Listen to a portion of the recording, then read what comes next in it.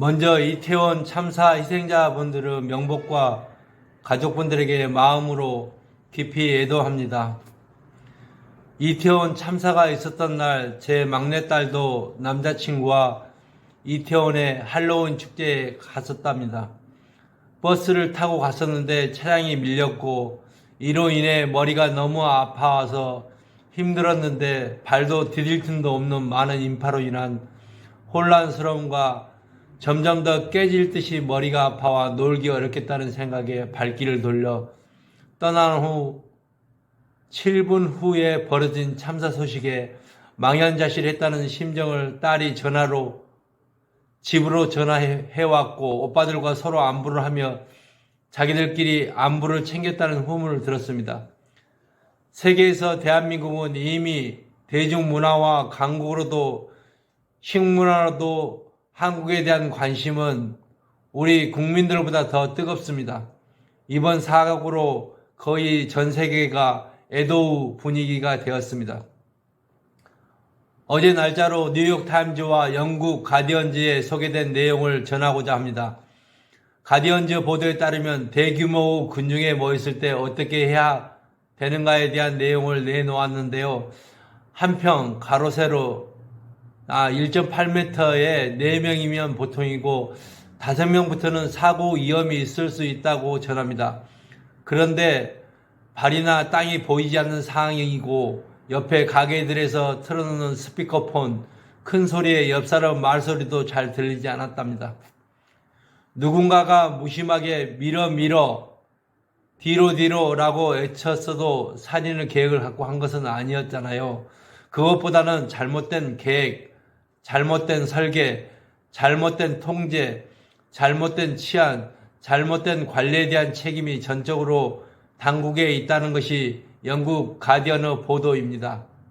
그리고 뉴욕 타임즈에서는 대단히 드문 참사다. 선진국에서는 일어나지 않는 참사입니다. 라며 밝히며 보다 실질적인 압사, 사고 방지, 개인 수칙에 대한 내용을 내놓았는데요. 군중 속에 섞여 있을 때는 내가 키가 얼마나 큰지, 몸무게가 얼마나 많이 나가는지, 건강한지가 전혀 중요하지 않다고 합니다. 내가 컨트롤할 문제가 아니기 때문이죠. 미국 군중 안전 전문가가 말하기를 이벤트, 콘서트, 축제 등 사람이 많이 모이는 장소에서 자리가 정해지지 않았을 때는 사람들이 적은 쪽에 앉으라고 얘기합니다. 물론 사람들이 많은 쪽이 내가 돈 주고 간 이벤트 보기가 더 좋을 수 있겠지만 사람이 적은 쪽은 뒷자리가 될 수 있겠죠. 그리고 반드시 출구부터 확인해 두라고 해요. 비상시에 내가 어느 쪽으로 나가야 되는지 먼저 확인해 두고요. 위험 신호는 어떻게 알 수 있는가? 내 주변 사람들이 나를 밀면 내 몸에 닿기 시작하면 이게 위험의 신호가 있다고 합니다. 이런 상황에서 관리 요원이 없을 때는 더 위험하다는 것을 알아야 된다는 거예요. 그리고 여기저기 흔들리기 시작할 때 뭔가 일이 발생하기 시작하면 제일 처음에 권투 선수 자세로 서라.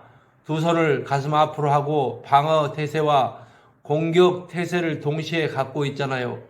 이렇게 해서 양팔을 옆구리에 붙이고 손을 앞으로 해서 앞사람과의 나의 거리를 유지하라는 겁니다. 만일의 사태를 대비해서 앞사람과 나 사이의 공간을 확보하는 거죠.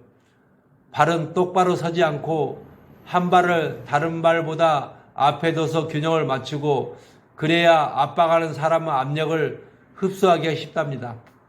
무릎은 융통성 있게 움직일 수 있을 것을 생각하고 있으라고 합니다.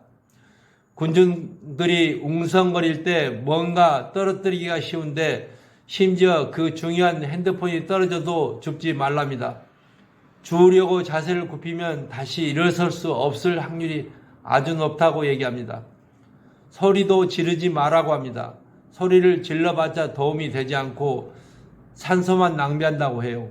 그리고 내가 군중 속에서 넘어져 일어설 수 없을 때에는 왼편으로 누우라고 합니다.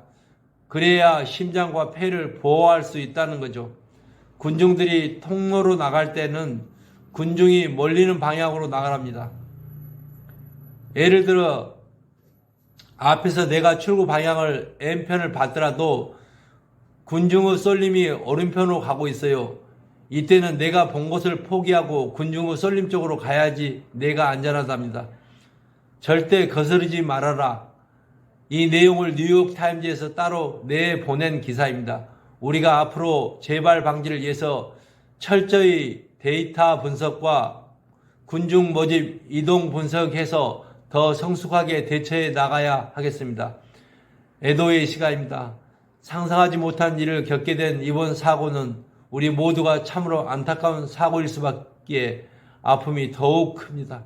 다시 한번 깊이 애도합니다.